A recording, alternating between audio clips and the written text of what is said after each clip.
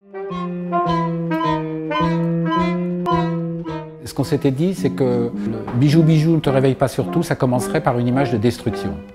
Quelqu'un qui aurait cassé quelque chose et qui, suite à ça, serait dans un état de grand épuisement et s'endormirait sur la scène. Ça se passe dans un théâtre qui serait abandonné, endormi, on va dire, qui n'aurait plus de spectateurs.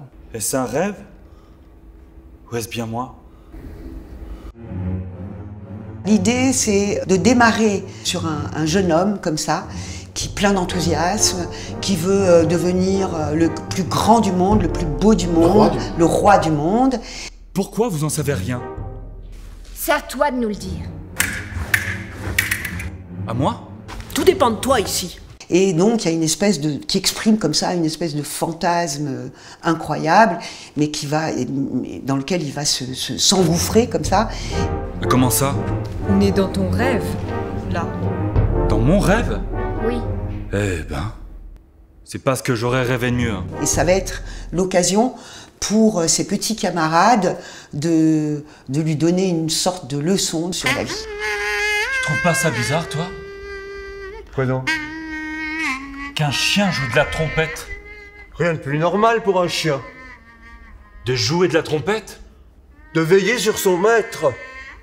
Et ces rêves, voilà, ils vont être formés de plusieurs sources, celle du conte, celle du théâtre, celle de la vie de tous les jours, qui vont finir par amener ce garçon à être peut-être dans des choses un peu plus concrètes, un peu plus proches de la vie, d'apprécier des choses beaucoup plus simples. Nous, on est en fin de carrière, on va dire, nous comme auteurs et metteurs en scène. Notre compagnie a déjà pas mal d'existence et on avait envie de parler dans ce spectacle de notre rêve de théâtre, en fait. Voilà, qu'est-ce que c'est le théâtre pour nous? Je me déplace. Pour les éplucher, il faut déjà avoir le couteau. Parce que là, c'est elle qui provoque ça, c'est elle qui convoque l'arrivée du couteau. C'est que il a obéi sans réfléchir, et tout de suite, le couteau arrive, quoi, hein, l'arme. Et je pense qu'il faut que ce soit très rapide pour qu'on entende que ce n'est pas...